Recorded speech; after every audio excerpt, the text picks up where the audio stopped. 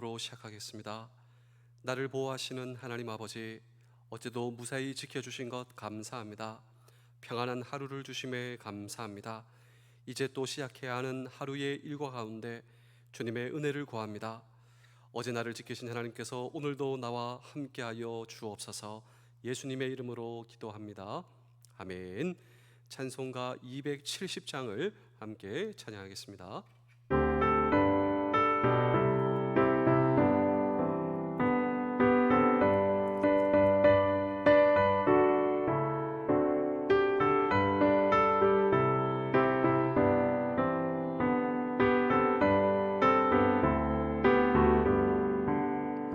변찮는 주님의 사랑과 거룩한 보혈의 공로를 우리 다 찬양을 합시다. 주님을 만나볼 때까지 예수는 우리를 깨끗게 하시는 주시니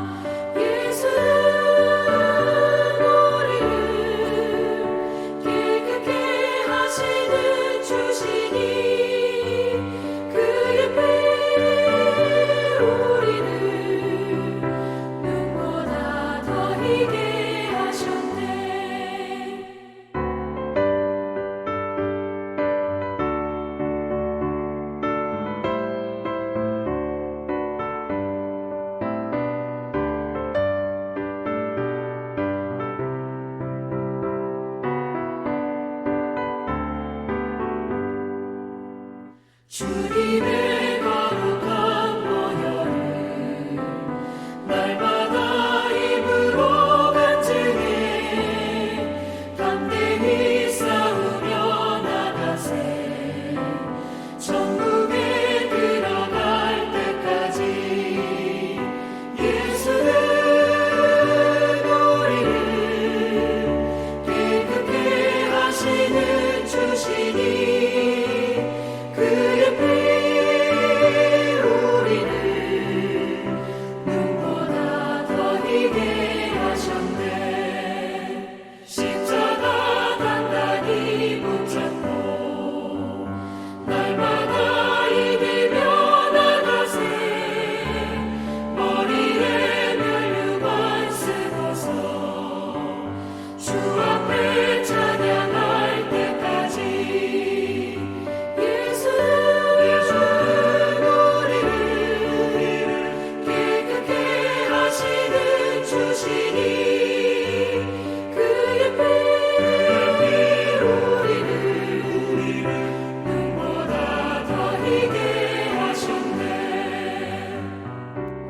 사도행전 17장 16절의 말씀입니다.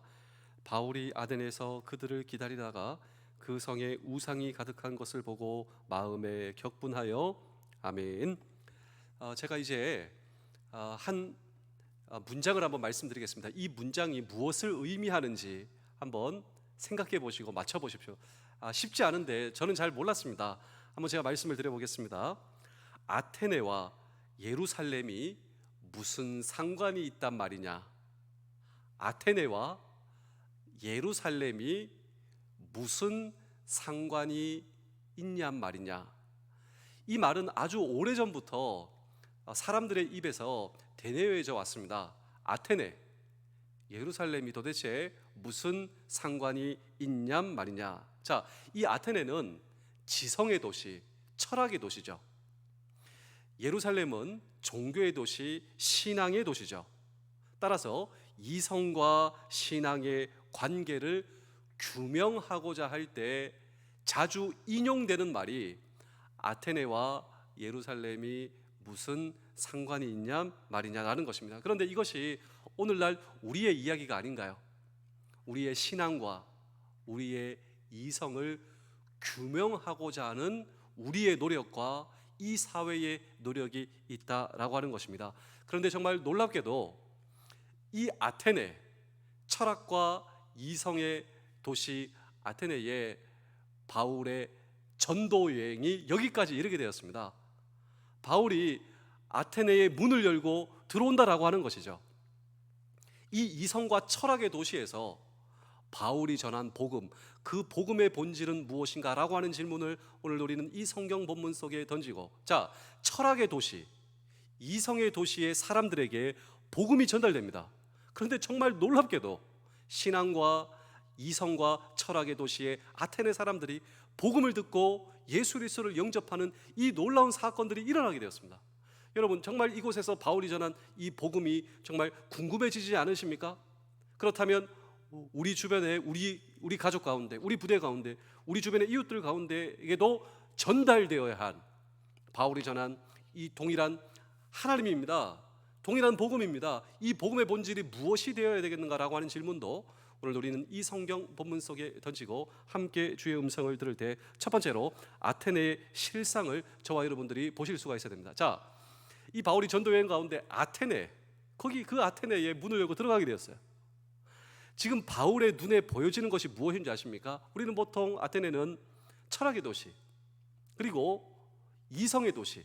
그럼 무엇이 있어야 되겠습니까? 그런데 그 바울이 본 아테네의 실상은 이것이었습니다. 우리 사도행전 17장 16절입니다. 바울이 아덴에서 그들을 기다리다가 그 성에 우상이 가득한 것을 보고 마음에 격분하여, 자, 여기 보시면 아덴이 아테네입니다. 그 철학과 이성의 도시에 들어가니 바울의 눈에 사로잡힌 것은, 여러분, 제우스 아시죠? 그리고 여러 가지 이 신을 섬기는 나라, 그 도시가 어디냐면 아테네였다라고 하는 것이죠. 제우스, 아프로디테, 온갖 신을 숭배하는 그 숭배의 장소가 아테네에 있었다라고 하는 것입니다. 여러분, 이 아테네 한복판에는 아크라폴리스라고 하는 유명한 광장이 있는데 그 한복판에는 아레오바고라고 하는 언덕이 있습니다. 이 아레오바고가 어디서 나왔냐면 아레스, 이 전쟁의 신. 그러니까 아테네의 모든 중요한 지명, 장소 이름은 그들이 섬기는 신으로 되어 있었다. 이게 잘 매치가 안 되는 거예요. 여기는 이성의 도시인데, 여기는 철학의 도시인데 어떻게 수많은 신들의 이름을 따 지명과 정말 그 신을 숭배하는 모든 제단이 있는가? 이것이 바울이 정말로 잘 이해가 되지 않았다라고 하는 것입니다. 그래서 이곳에서 바울이 복음을 전하는 설교를 하게 되는데 이 설교가 매우 흥미롭습니다. 어떻게 흥미로운지 우리 사도행전 17장 22절 23절입니다. 바울이 아레오바고 가운데 서서 말하되 아덴 사람들아, 너희를 보니 범사에 종교심이 많도다. 내가 두루 다니며 너희가 위하는 것들을 보다가 알지 못하는 신에게 라고 새긴 단도 보았으니 그런즉 너희가 알지 못하고 위하는 그것을 내가 너희에게 알게 하리라. 여러분, 정말 놀랍지 않습니까? 바울은 여기서 지금 설교를 하고 있는데 어떤 설교를 하냐면, 바울이 참 지혜로운 설교를 하고 있죠.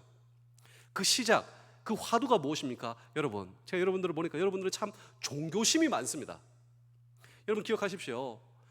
이성이 최고다, 과학이 최고다, 철학이 최고다 외치고 있지만요, 그들 중심에는 종교가 없을 수가 없어요. 지금 이 시대도 마찬가지입니다.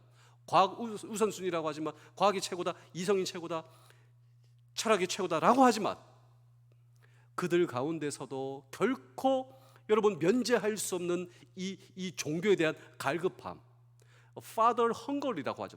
Father Hunger. 우리의 존재 기본에는 우리 존재의 창조 근원에 대한 그리움이 있다라고. 누가 나를 만들었는가? 그리고 참호 속에 무신론자가 없다고. 그런 사람도 죽음의 실존 앞에 직면했을 때 하나님 살려주십시오. 나는 어디로 갈 것인가? 과학을 부르짖는 사람도 마찬가지라 이 말입니다.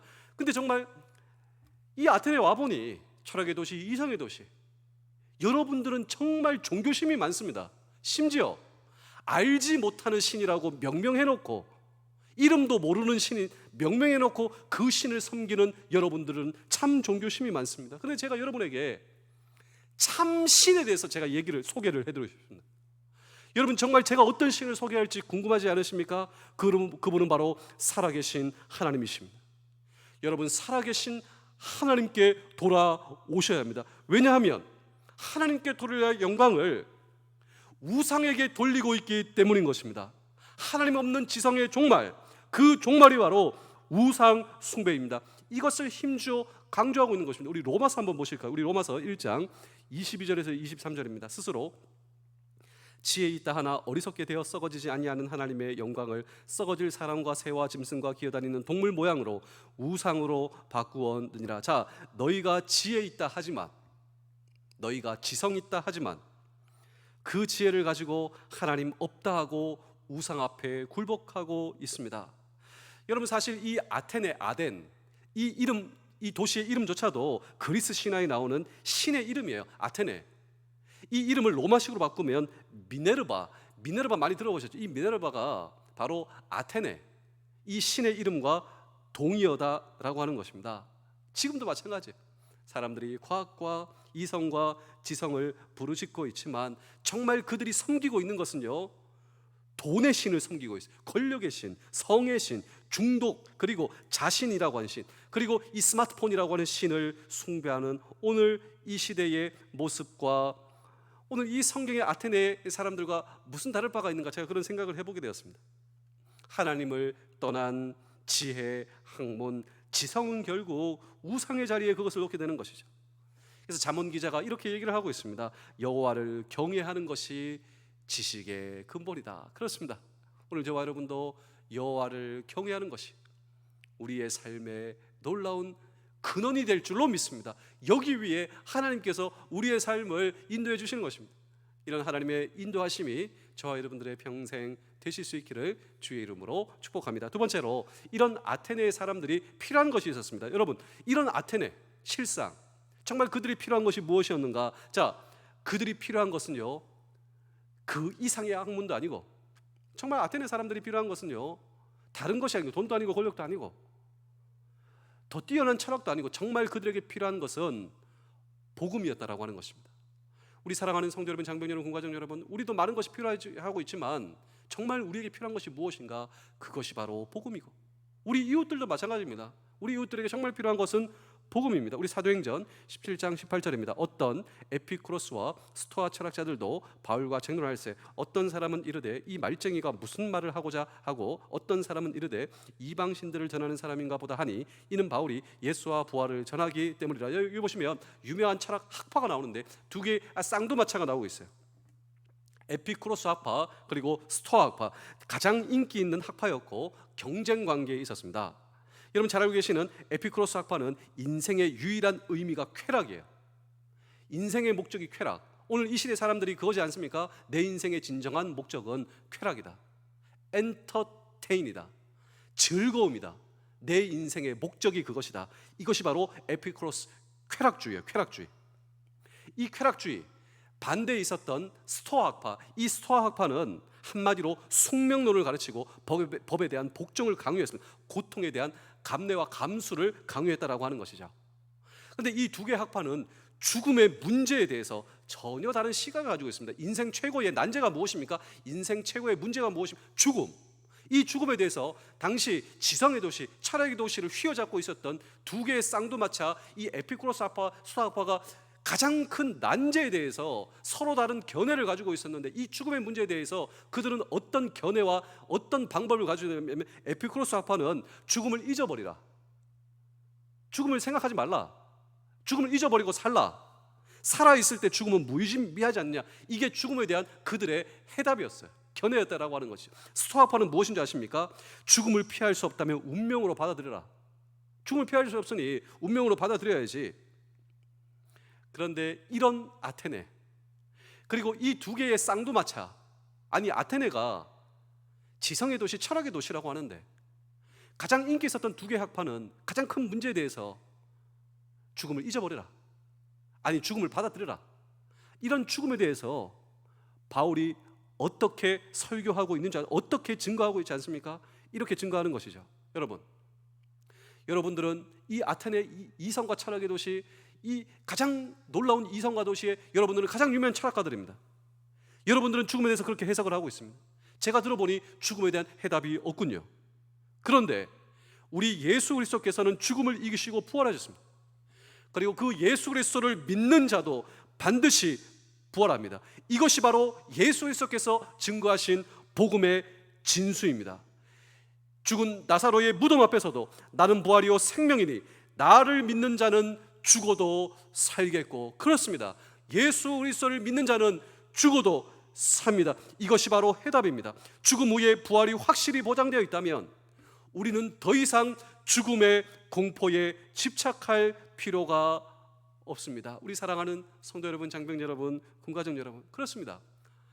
여러분, 죽음에 대한 진정한 해답, 부활이 해답이요 소망이요, 철학에는 해답이 없어요. 지식에도 해답이 없어요. 오직 복음, 예수 그리스도가 해답인 줄로 믿습니다. 그렇습니다.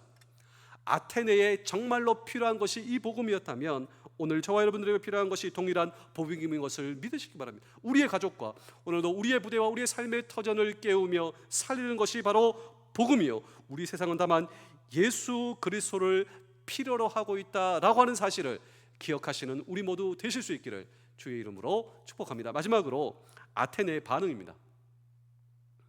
이런 우상이 판을 치고 있었던 지성과 이성의 도시, 여러분 너무나 역설적이지 않습니까? 이성의 도시, 철학의 도시가 종교 우상들로 가득 차 있었어요. 근데 그곳에 필요한 것은 복음이었다라고 하는 것이죠. 죽음의 문제에 대한 해답 말입니다. 이런 복음이 선포되었을 때 반응은 세 가지였습니다. 어떤 반응이었는가? 우리 사도행전 17장 32절입니다. 그들이 죽은 자의 부활을 듣고 어떤 사람은 조롱도 하고 어떤 사람은 이 일에 대하여 네 말을 다시 듣겠다니. 자, 우선 두 가지 반응이 조롱입니다. 조롱.